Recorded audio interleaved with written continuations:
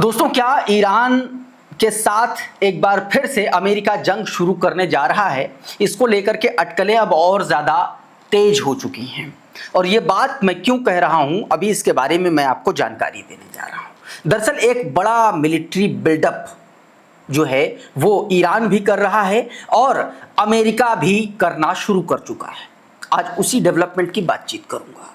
America का अचानक से न्यू जर्सी से वापस आना और उसके बाद पेंटागन के बड़े वरिष्ठ अधिकारियों के साथ बैठक करना, और इधर आसिम मुनीर का तेहरान पहुंचना और अचानक से बड़े अधिकारियों के साथ बैठक करना, यह कहीं ना कहीं एक तरफ जंग रोकने की कोशिश है और दूसरी तरफ जंग को हरी झंडी दिखाने की कोशिश है। आज इसी पर बातचीत करेंगे। बताऊंगा कि किस तरीके से अमेरिका ने अपने नए और घातक ड्रोन और नई और घातक मिसाइलों का एक तरीके से उनकी तैनाती शुरू कर दी है तेहरान के माफ कीजिएगा ईरान के अलग अलग इलाकों में।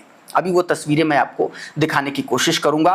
और साथ में क्या डोनाल्ड ट्रंप ने ऐसा संकेत दिया, इशारा किया जिससे यह माना जा रहा है कि ईरान पर हमला कभी भी किसी भी वक्त हो सकता है, उससे भी जुड़ी एक तस्वीर है। खबर एक इजराइल के जो वॉर मिनिस्टर है बेन-गवीर, इतामीर बेन-गवीर, उसके लिए एक बड़े झटके की खबर, झटके वाली खबर है। अभी उस खबर के बारे में भी मैं आपको जानकारी दूंगा और भी तमाम सारी बड़ी खबरें हैं, सब कुछ बताने जा रहा हूं। लेकिन सबसे पहले जरा ये वीडियो देखिए। अब ये जो वीडियो है ये ईरान की तैयारियों का वीडियो बताया जा रहा है। दावा किया जा रहा है कि जो ईरान की जो अत्याधुनिक मिसाइलें हैं जो अब तक इस्तेमाल ईरान ने नहीं की हैं, उन मिसाइलों की तैनाती दरअसल ईरान जो है वो कर रहा है। ये जो वीडियो है और ये जो खबरें हैं, ये जो दावे हैं, ये उन तमाम खबरों को भी बल दे रहे हैं, तमाम संकेतों को पुष्ट कर रहे हैं जो इससे पहले ईरान के बड़े अधिकारियों के द्वारा कहे गए हैं कि नए हथियार होंगे, अत्याधुनिक हथियार होंगे, नई स्ट्रेटजी होगी और नए टारगेट होंगे। इससे पहले के वीडियो में मैंने आपको इसके बारे में जानकारी दी है। अगर नई जानकारी होगी तो आप उस वीडियो को जा करके जरूर देखिएगा। उसमें मैंने बताया है, विस्तार से बताया है कि किस तरीके से ईरान जो है इस बार जंग की तैयारी कर रहा है। दोस्तों, अब जरा ये ट्वीट देखिए। इसमें जो कहा जा रहा है, जो दावा किया जा रहा है, वो यही मतलब एक तरीके से कहा जा रहा है कि ईरान की जो नई मिसाइलें हैं, the Iranian gained missiles are repeatedly entering service, reportedly entering service. This time has come to teach America a lesson. Supporters declare as tension continue to rise across the region. ये बात दोस्तों कही जा रही है। मतलब सीधा सीधा है कि इस बार अमेरिका को ईरान जो है और ज्यादा खतरनाक और ज्यादा टफ लेसन सिखाएगा, पाठ पढ़ाएगा। Supporter declare as a tension continue to rise across the region. बताया गया कि इस बार जो तनाव होगा, जब जंग छिड़ेगी तो पूरे रीजन के और भी एक तरीके से उसके विस्तृत तौर पर हमले होंगे, ये बात कही जा रही है। अब कुछ ऐसे संकेत भी हैं कि हमला शुरू होने वाला है। देखिए, आपको पता है कि ईरान ने अपना एयर स्पेस बंद कर रखा है। अभी जो जानकारी है वो सोमवार तक के लिए है और हो सकता है, जो सूत्र बता रहे हैं, कि वो आगे भी बढ़ सकता है। तो इस बीच रूस ने अपने डिप्लोमेट्स को निकालना शुरू कर दिया, ऐसी खबरें निकल के सामने आ रही हैं, ऐसे दावे किए जा रहे हैं। जरा इस वीडियो को देखिए। ये फ्लाइट ट्रैकिंग का डेटा है और इसमें दावा किया जा रहा है कि रशिया के जो प्लेन हैं वो तुर्कमेनिस्तान के लिए लीव कर रहे हैं। Likely diplomats from Iran the Russia are anticipating a strike. ये जानकारी दोस्तों दी जा रही है। मतलब ये बताया जा रहा है कि रूस के विमानों के तुर्कमेनिस्तान से निकलने और ईरान के राजनयिकों की संभावित निकासी की खबरें इस बात का संकेत हैं कि मॉस्को क्षेत्रीय हालात को गंभीर मान रहा है, यानी कि जंग कभी भी शुरू हो सकती है। हालांकि अभी तक इस पर कोई पूरा पिन पॉइंटेड बयान मॉस्को की तरफ से नहीं आया है, लेकिन इस तरीके के घटनाक्रम तभी होते हैं जब संभावित सैन्य कार्रवाई का डर हो, युद्ध विराम टूटने की आशंका हो, या फिर एयर स्पेस बंद होने का जोखिम और बैक चैनल वार्ताओं के विफल होने का खतरा, या सिर्फ एहतियाती निकासी। ये संभावनाएं, आशंकाएं हो सकती हैं। आपको पता है कि बैक चैनल से जो बातचीत चल रही थी, इसमें यूएई भी है लगातार, इसमें सऊदी अरब भी है, इसमें ओमान भी है और इसमें तब बहरीन जैसे तमाम सारे मुल्क हैं जिनको ईरान ने अपनी मिसाइलों और ड्रोन के जरिए तबाही की कगार पर ला करके खड़ा कर दिया है। अब वो भी चाह रहे हैं कि डिप्लोमेसी से रास्ता निकल आए, लेकिन ट्रंप नहीं मान रहा। ट्रंप ने दोस्तों मतलब आज जब ये वीडियो आप देख रहे हैं तो अमेरिका में रात का वक्त हो रहा होगा धीरे धीरे, लेकिन सुबह उठते ही ट्रंप ने सबसे पहले कुछ ऐसे ट्वीट किए, कुछ ऐसे संकेत दिए जिससे माना जा रहा है कि वो हमले के लिए पूरा मूड बना चुका है। सबसे पहले जरा इस ट्वीट को देखिए। ये ट्वीट किया है सोशल मीडिया ट्रूथ पर डोनाल्ड ट्रंप ने। अब इसमें ईरान के नक्शे में उसने अमेरिका का झंडा दिखाया है। इसका क्या मतलब हो सकता है? इसका बहुत सीधा सीधा मतलब है कि डील फेल हो चुकी होगी, तभी ईरान जो है, डोनाल्ड ट्रंप जो है ईरान के इस मैप को इस तरीके से दिखाने की कोशिश कर रहा है। उधर एक और तस्वीर देखिए, ये चाइना के साथ जो है ट्रंप बता रहा है चाइना लव्स ट्रंप। मतलब यह है कि वो ईरान को शायद मैसेज देने की कोशिश कर रहा है कि तुमको हथियार नहीं मिलेगा क्योंकि चाइना जो है वो अमेरिका के साथ है। अच्छा, एक और बड़ा डेवलपमेंट है। दरअसल है क्या कि जब से डोनाल्ड ट्रंप लौटा है ना चाइना से, तब से ताइवान के मोर्चे पर वहां पर टेंशन बढ़ गई है। ताइवान की तरफ से एक बयान आया, अभी वो खबर मैं आपको आगे दिखाऊंगा, जिसमें कहा गया कि 100 से ज्यादा वेसल्स जो हैं वो समंदर में हैं, ताइवान के खिलाफ आ गए। अभी मैं वो खबर आपको विस्तार से बताऊंगा। तो ये एक उसने तस्वीर पोस्ट की, इशारों में वो हमले की बात कर रहा। उधर राष्ट्रपति ट्रंप का जो सलाहकार है उसने B2 बॉम्बर्स का एक वीडियो भी जारी किया। अमेरिकी मीडिया में ये माना जा रहा है कि इसी तरीके के संकेत, इसी तरीके के सिग्नल जो है अमेरिका ने 28 फरवरी को ईरान पर हमले से पहले भी देना शुरू किया था। ये वो वीडियो है जो डैन स्कैविनो ने अपने ट्विटर हैंडल पर साझा किया है। ये B2 बॉम्बर है अमेरिका का, जो स्टील्थ बॉम्बर है। बताया जा रहा है कि जो एक तरीके से जो यूरेनियम की जो साइट्स हैं उनको तबाह करने के लिए जून 2025 में जिससे उसने बम बरसाए थे, इस बार भी जिसने अटैक किया था। तो ये वो तस्वीरें हैं। पंकज झा लिख रहे हैं कि राष्ट्रपति ट्रंप ने अपने सभी दौरे रद्द कर दिए हैं। राष्ट्रपति के सलाहकार डैन स्कैविनो ने B2 बॉम्बर स्टील्थ बॉम्बर का वीडियो शेयर किया है। अमेरिकी मीडिया का दावा है कि पिछली बार भी इसी तरह का वीडियो पोस्ट होने के अगले ही दिन अमेरिका और इजराइल ने ईरान पर हमला कर दिया था। तो एक ये दावा किया जा रहा है। अच्छा, इन तमाम सारे अमेरिकी संकेतों के बीच में बाघेर घालीबाफ का एक बयान आया बीते दिन, उन्होंने सोशल मीडिया ट्रूथ पर किया, माफ कीजिएगा ट्विटर पर किया। ये क्रडल ने उस ट्वीट को, उस खबर को जो है अपने तरीके से समझाया है। आपकी स्क्रीन पर है, जरा देखिए क्रडल क्या कह रहा है। बताया जा रहा है कि ईरान के मुख्य वार्ताकार मोहम्मद बाघेर घालीबाफ ने अमेरिका को खुली चेतावनी दी है कि राष्ट्रपति ट्रंप युद्ध विराम तोड़कर फिर से ईरान पर हमला करते हैं तो इस बार जवाब पहले से ज्यादा कुचल देने वाला होगा। घालीबाफ ने ये वीडियो बीते दिन यानी कि शनिवार को सोशल मीडिया प्लेटफॉर्म एक्स पर शेयर कर मतलब ये ट्वीट जो है शेयर किया और दावा ये किया कि सीजफायर के दौरान ईरान की सेना ने अपनी सैन्य क्षमताओं को दोबारा तैयार कर लिया है और इस बार जवाब जो है पहले से ज्यादा विनाशकारी मिलेगा। आगे बताया गया कि यह बयान ऐसे समय में आया है जब आसिम मुनीर क्षेत्रीय मध्यस्थता मिशन के तहत तेहरान पहुंचे थे।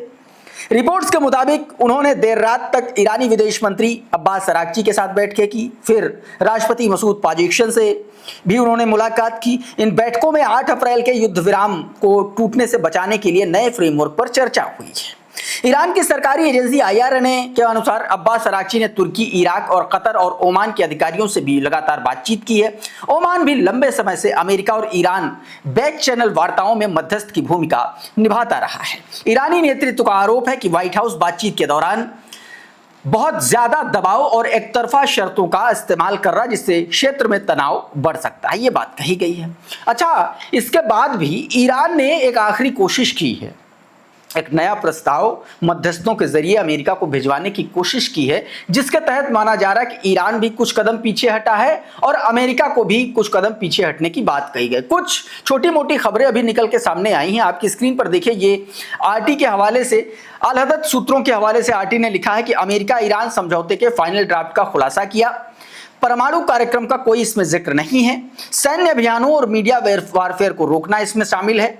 अरबियन गल्फ हॉर्मुज स्ट्रेट और ओमान सागर में नेविगेशन की स्वतंत्रता को सुनिश्चित करना बताया गया है। अमेरिकी प्रतिबंधों को धीरे धीरे हटाना इसमें शामिल है और 7 दिनों के भीतर बातचीत शुरू करने की बात कही गई। अब सवाल यह है कि अगर इस आखिरी प्रस्ताव में भी न्यूक्लियर पर कोई बातचीत नहीं है तो फिर यह कैसे दावा किया जा सकता है, कि कैसे यह बात मानी जा सकती है कि यह डोनाल्ड ट्रंप एक्सेप्ट कर लेगा। इसका बहुत सीधा सीधा मतलब है कि डील की आखिरी कोशिश भी नाकाम एक तरीके से होने की बातें लगातार सामने आ रही, चर्चाएं ऐसी चल रही हैं। उधर इजराइल का जो वॉर मिनिस्टर है उसके खिलाफ एक बड़ा एक्शन लिया है फ्रांस ने एतामीर बेन गवीर को अपने देश में बैन कर दिया। और ये क्यों बैन किया है, एक वीडियो मैं आपको दिखाना चाहता हूं। पहले बता देता हूं, ये वीडियो आज से 4 दिन पुराना है, जब ग्लोबल समिट फ्लोटिला में सवार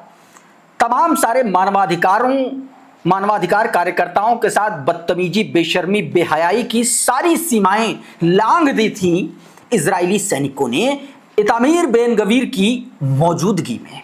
ये वही एतामीर बेन गवीर है जिस पर आरोप लगते हैं कि गजा फलस्तीन के कैदियों के साथ जेलों में रेप हो रहे हैं, दुराचार जैसी घटनाएं अंजाम दी जा रही हैं, उनको मारा जा रहा है, प्रताड़ित किया जा रहा है, इस तरीके की घटना। जरा इस वीडियो को पहले देखिए।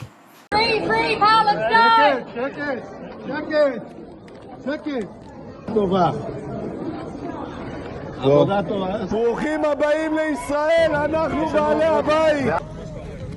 ככה צריך.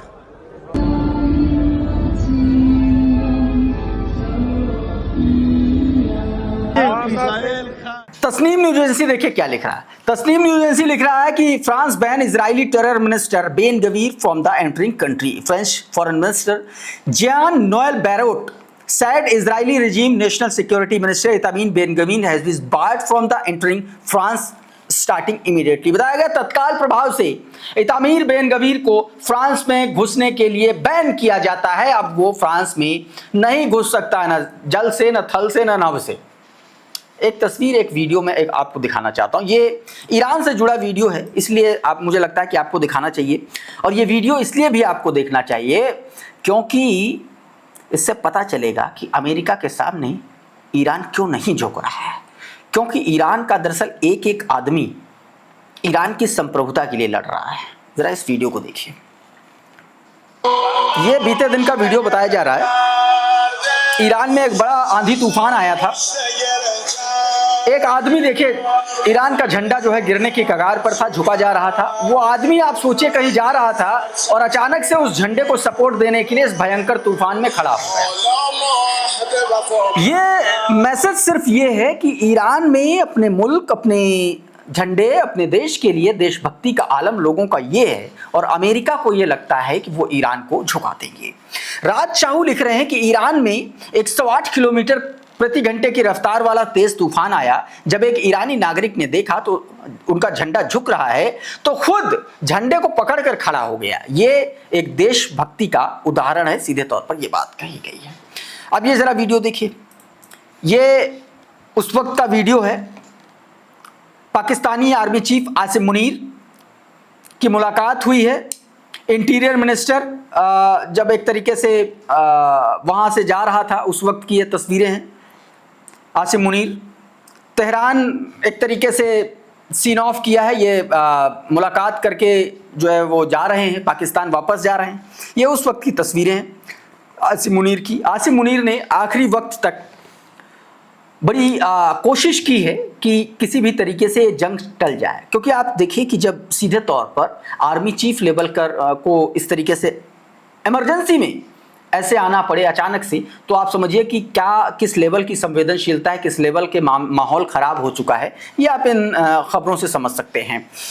और अब बात इजराइल और लेबनान में छिड़ी हुई जंग, हिजबुल्लाह में छिड़ी हुई जंग को लेकर के। ज़रा इस तस्वीर को देखिए। हिजबुल्लाह ने, ये गैलीली की तस्वीरें हैं, वहाँ पर हिजबुल्लाह ने ड्रोन अटैक किया है और बताया गया कि ये ड्रोन अटैक सक्सेसफुली हिट हुआ है, क्योंकि बिना सायरन के, अलर्ट के, वार्निंग के ये धमाका हुआ। उठता हुआ धुआं आप इस तस्वीर में साफ तौर पर देख सकते हैं। क्रेडल ने ये तस्वीर साझा की और लिखा, local reports indicate that the residents of the Shlomi in Western Galilee reported hearing a sound of an explosion before the warning siren. Images shared by the Israeli settler media shows smoke rising from the site in the area after a drone launched by Hezbollah.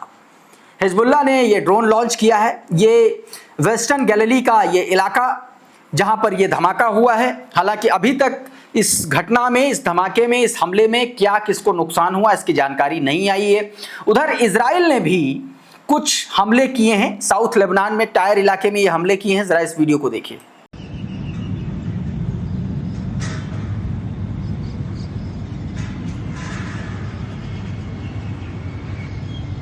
यह हमला किया है Israel ने।